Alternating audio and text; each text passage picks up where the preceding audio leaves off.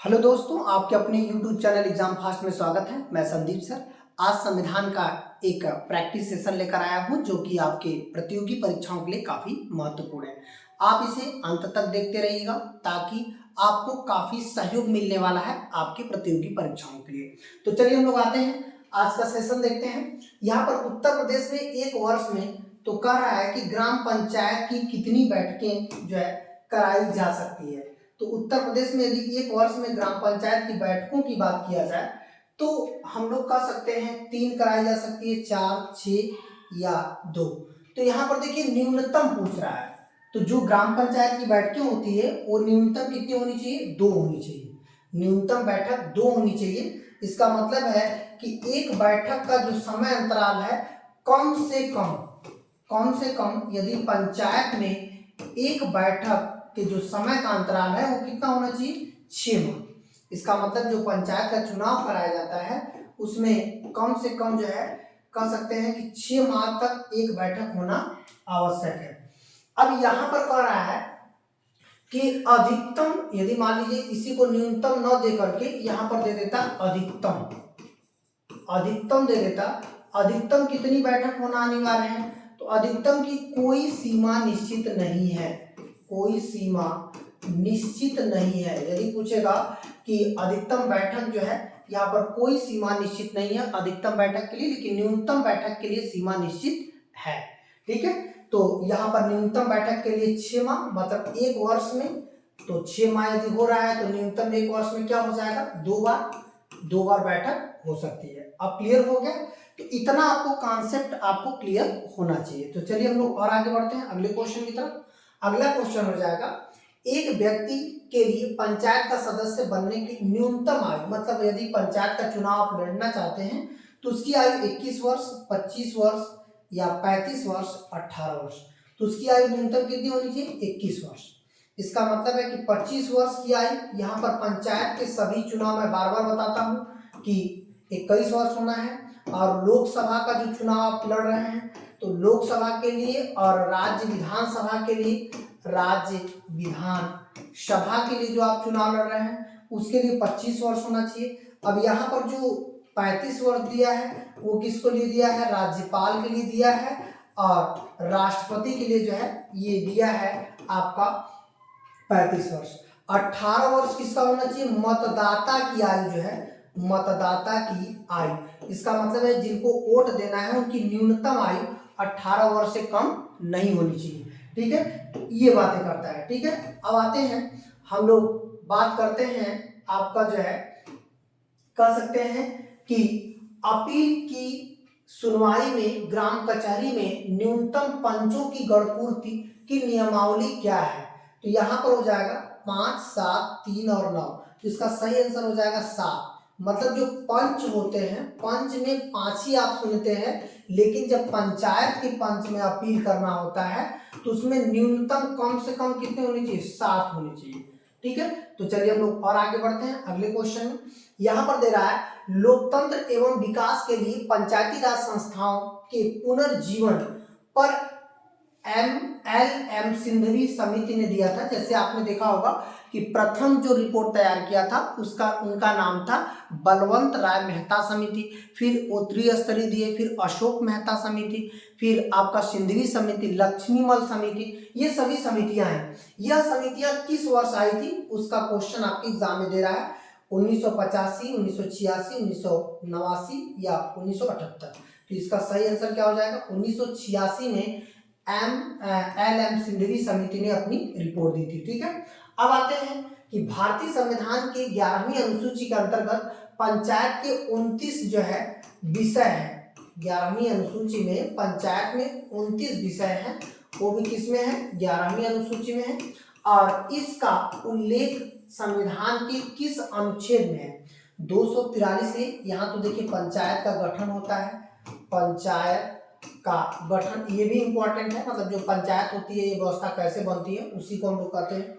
63 में होगा नहीं और 63 के में भी नहीं होगा। जो 243 जी है, देखिए 243 पंचायत के लिए यही आपका आंसर हो जाएगा। यहीं पे 29 विषय का उल्लेख किया गया है। ठीक है, तो इस तरह से आपका जो है 243 जी आंसर हो जाएगा, जो कि काफी महत्वपूर्ण है। 11वीं अनुसूची के 29 विषय का उल्लेख उसी में मिलता है। ठीक है, अब आते हैं आगे, देखिएगा पंचायत चुनाव में अनुसूचित जातियों के लिए पदों का आरक्षण किस राज्य में देखिए नहीं लागू होता है। जैसे पंचायत चुनाव में जो आरक्षण लागू हुआ है वो महिला के लिए यदि देखा जाए, महिला के लिए आरक्षण 33% है। इसके अलावा आप देखेंगे कि अदर राज्यों में सीटें आरक्षित हैं, सीटें आरक्षित होती हैं। कभी आप एसटी सीटें आती हैं, कभी ओबीसी सीटें आती हैं, कभी जनरल सीटें आती हैं। इसका मतलब है कि इस तरह से आप देखेंगे अलग अलग आती हैं। और महिलाओं के लिए 33% फिक्स है कि इनमें से जब भी आएगा तो महिलाओं के लिए भी कैटेगरी निश्चित होगी। और लेकिन बिहार में ये व्यवस्था थोड़ी सी बदली हुई है, ये कितना है 50%। ठीक है, महिलाओं के लिए बिहार में ग्राम पंचायत में सीटों की जो व्यवस्था है 50% है। यहाँ पर दे रहा है कि किस राज्य में ये व्यवस्था लागू ही नहीं है, सभी लोगों को सामान्य रूप से चुनाव लड़ने का अधिकार है, कोई भी जो है कैटेगरी को आरक्षित नहीं किया गया है। तो चलिए हम लोग आते हैं, ये कौन सा राज्य है, उत्तर प्रदेश है, असम है, अरुणाचल प्रदेश है, हरियाणा है। तो इसका सही आंसर हो जाएगा आपका अरुणाचल प्रदेश। ठीक है, तो चलिए और आगे बढ़ते हैं। अब देखिएगा यहाँ पर भारत के संविधान में पंचायतों तथा नगर पालिकाओं से संबंध 73वां और 74वां एक संविधान संशोधन हुआ। ये संविधान संशोधन कब हुआ, 1992 में हुआ, और एक हुआ 1993 में, और जिसे लागू किया गया, इसे लागू किया गया 24 अप्रैल 1993 को लागू कर दिया गया। और इसी दिन हम लोग इसीलिए जो 24 अप्रैल को पंचायत राज दिवस भी मनाते हैं। पंचायत राज जो है दिवस, यदि पूछेगा पंचायत राज दिवस हम लोग किस लिए मनाते हैं, तो इसी दिन जो है यहाँ पर जो कह सकते हैं कि ये 74वां संविधान संशोधन आया, उसमें हम लोग एक अनुसूची जोड़े। यह अनुसूची कौन थी, 12वीं अनुसूची थी। और ये जो 73वां था उसमें भी एक अनुसूची जोड़े, वो अनुसूची थी 11वीं अनुसूची। ठीक है, इन अनुसूची में क्या क्या जोड़ा गया, जैसे 12वीं में नगर पंचायत के बारे में जोड़ा गया, और जो 11वीं अनुसूची थी उसको यदि प्रॉपर देखा जाए तो यहाँ पर क्या था, ग्राम पंचायत या पंचायती राज व्यवस्था भी हम लोग कह सकते हैं। पंचायती राज व्यवस्था जो ग्राम स्तर पे होनी चाहिए। इसमें 29 विषय थे और इसमें टोटल 18 विषय थे। 18 विषय का उल्लेख किया गया था, इसमें 29 विषय का उल्लेख किया गया था। तो यहाँ पर हम लोग सीधे तौर से क्वेश्चन यहाँ से देख सकते हैं और आसानी से इसका हल भी कर सकते हैं, ताकि ये परीक्षाओं में आपको कोई भी समस्या नहीं आनी चाहिए। ठीक है, प्रैक्टिस इतना तगड़ा आपका होना चाहिए। तो यहाँ पर दे रहा है कि जब ये हुआ था तो उस समय प्रधानमंत्री कौन थे। याद रखिएगा, आप देखेंगे कि ये हुआ था 92 में, और 1991 में एक प्रधानमंत्री आए थे जिनका नाम था पीवी नरसिम्हा राव। ये 20 जून 1991 में प्रधानमंत्री के रूप में चुने गए थे और 92 तक थे। उसी समय पंचायती राज व्यवस्था को भी संवैधानिकरण किया गया था। इसी समय आप देखेंगे निजीकरण, वैश्वीकरण और उदारीकरण नीति लाई गई थी। यह उदारीकरण की नीति राव मनमोहन मॉडल पर लाई गई थी, जो कि आपकी परीक्षाओं में हमेशा पूछता है। मैं इस पर एक स्पेशल वीडियो बनाऊंगा कि वह कौन सा समय था जब आरबीआई को अपना सोना भी गिरवी रखना पड़ा और किस तरह से हम लोगों ने अपनी अर्थव्यवस्था को आगे किया, जिसमें मुख्य श्रेय आपके नरसिम्हा राव प्रधानमंत्री और मनमोहन सिंह जी का है, जो कि काफी महत्वपूर्ण रहा हमारे देश की अर्थव्यवस्था को आगे बढ़ाने के लिए। तो ये बातें एक स्पेशल वीडियो में अब आप लोगों को नॉलेज पॉइंट में करके देंगे। जो महत्वपूर्ण पॉइंट है जो आपके हमेशा परीक्षाओं में पूछता है, उसे अलग अलग करके देते रहेंगे। ठीक है, तो यहाँ पर इसको आपने जो है कर सकते हैं प्रैक्टिस में देखिएगा। अब आते हैं, भारत के मुख्य निर्वाचन आयुक्त की नियुक्ति कौन करता है। भारत का उपराष्ट्रपति, भारत का प्रधानमंत्री, भारत का राष्ट्रपति। तो भाई देखिए, मुख्य निर्वाचन आयुक्त हमेशा कौन नियुक्त करता है, भारत का राष्ट्रपति ही इनको नियुक्त करता है। ठीक है, अब आगे बढ़ते हैं। यहाँ पर मुख्य चुनाव आयुक्त का कार्यकाल वर्ष होता है या उनकी उम्र जो भी पहले हो। तो यहाँ पर मुख्य चुनाव आयुक्त 70 साल, ये तो होता ही नहीं, 6 साल या 70 साल का रहा है। तो देखिए ये नहीं होता है। ये तो मानवाधिकार के लिए है, मानवाधिकार, ये लोग जो रिटायर होते हैं ना, तो उनके लिए जो है 70 साल उम्र कर दिया जाता है। यहाँ पर देखिए 6 साल 65 वर्ष, यही आपका सही है। 5 65 और 5 70, तो यहाँ पर ये सही है। मान लीजिए ये अन्य चुनाव आयुक्त के लिए बोल दिया, जैसे अन्य के लिए यदि बोला है, यहाँ पर देखिए अन्य के लिए क्या करता है कि 6 वर्ष और 62 वर्ष ये होता है अन्य के लिए, 6 और 62 वर्ष, ठीक है। और तो इस तरह से मुख्य के लिए लेकिन 6 वर्ष और 65 वर्ष होगा। अगला बढ़ते हैं अगले क्वेश्चन की तरफ। अगला हो जाएगा कि भारतीय संविधान का अनुच्छेद 324 और 329 के बीच में क्या आता है। 324 और 329 के बीच में आपका क्या है, तो चुनाव आयोग है, या अल्पसंख्यक की सुरक्षा है, पंचायत है, एक राज्यपाल की शक्तियां हैं। तो ये न राज्यपाल की शक्तियां हैं, न पंचायत है और न अल्पसंख्यक है, ये चुनाव आयोग। इसका मतलब चुनाव आयोग का पूरा काम 324 से लेकर 329 के बीच में पूरे गठन होता है। कितने वर्ष के लोग मतदाता, यहाँ तक कि भेदभाव नहीं करना है, सारी व्यवस्था 324 से 29 के बीच में दी गई है, ठीक है। तो चलिए हम लोग और आगे बढ़ते हैं। भारत में आम चुनाव किस सिद्धांत पर आधारित है। अनुपातिक प्रतिनिधि है, प्रादेशिक प्रतिनिधि है, या कार्यात्मक प्रतिनिधि है, सामान्य प्रतिनिधि। तो ये प्रादेशिक प्रतिनिधित्व है। इसका मतलब है हर प्रदेश जो है अपना अलग अलग प्रतिनिधि करते हैं और फिर उसी आम चुनाव को प्रतिनिधि के रूप में भेज देते हैं केंद्र के रूप में, ठीक है।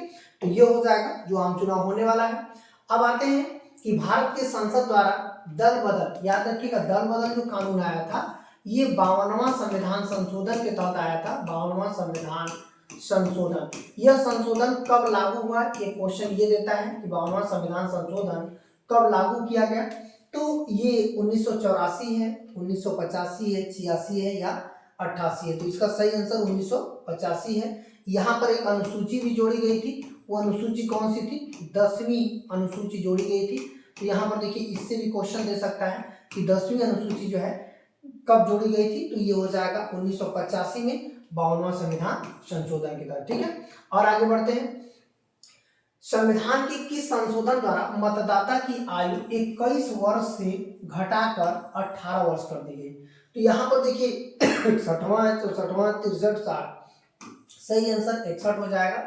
ये कब लाया गया था, 1988 को लाया गया था और 1989 को ये लागू कर दिया गया। लेकिन अधिनियम पूछेगा, यदि अधिनियम क्वेश्चन में कर दिया कि अधिनियम किस अधिनियम के तहत, ज्यादातर यही वाला पूछता है। 88 में 88 अधिनियम के तहत कानून लाया गया। लागू का मतलब था कि सबसे पहले किस राज्य में लागू हुआ, तो केरल में लागू हुआ, जहां पहली बार 18 वर्ष के लोग जो है चुनाव में भाग लेते हैं और अपना वोटिंग करते हैं, ठीक है। तो चलिए और आगे बढ़ते हैं अगले क्वेश्चन की तरफ। ये हो रहा है निम्न में से कौन सा प्रतिनिधित्व सरकार उपबंधित करता है। देखिए प्रतिनिधि का सरकार उपबंधित करता है, ये सरकार अध्यक्षतात्मक रूप से होती है या अप्रत्यक्ष। देखिए अप्रत्यक्ष लोकतंत्र ही प्रतिनिधि सरकार का जो उपबंधित करता है, ठीक है। और आगे बढ़ते हैं, आपका अगला सेशन हो जाएगा संसद के चुनाव में मत देने का अधिकार है। ये किस तरह का अधिकार है, मौलिक अधिकार है, संवैधानिक अधिकार है, कानूनी अधिकार है या नैसर्गिक अधिकार। तो इसका सही आंसर क्या हो जाएगा, संवैधानिक अधिकार। मतलब हमारे संविधान में वर्णित है कि मैं जो है चुनाव में वोट दे सकता हूँ। मौलिक अधिकार नहीं है, क्योंकि मौलिक अधिकार जन्म से होता है। हम लोगों को एक संवैधानिक अधिकार दिया गया है कि 18 साल की उम्र के बाद आप चाहे जितना अधिक उम्र के हो जाएं, लेकिन आपको मत देने का अधिकार है। इसका मतलब 100 साल का हो जाए, 105 साल का हो जाए, फिर भी मत देने का अधिकार है, लेकिन आप 18 साल से नीचे नहीं होनी चाहिए। अब क्लियर हो गया। तो इस तरह से मत देने का अधिकार हमारा जो है कौन सा अधिकार हो जाएगा, संवैधानिक अधिकार। तो आज का वीडियो सेशन इतना ही, जो कि महत्वपूर्ण टॉपिक था, और आगे हम ऐसे ही मिलते रहेंगे, ठीक है। और अंत तक जुड़े रहने के लिए बहुत बहुत धन्यवाद। यदि वीडियो पसंद आती है तो प्लीज़ लाइक, सब्सक्राइब, शेयर जरूर करिएगा, ताकि इसका फ़ायदा आपके अदर मित्रों को हो और एग्ज़ाम फास्ट फैमिली जो है काफ़ी बड़ा विस्तार करे और उन गरीब बच्चों तक भी यह एजुकेशन जाना चाहिए। जहाँ तक मैंने सोचा है कि आगामी कोई भी परीक्षाएं आए, यदि हमारा वीडियो कोई भी बच्चा लगातार देख रहा है तो वहाँ से क्वेश्चन तो फंसना ही फंसना है, चाहे जितना आयोग टेढ़ा मेढ़ा क्वेश्चन बना ले, ठीक है। इसके सॉल्यूशन, इसके प्रश्न मिलाकर आपके एग्जाम में आने ही है। चलिए नेक्स्ट क्लास में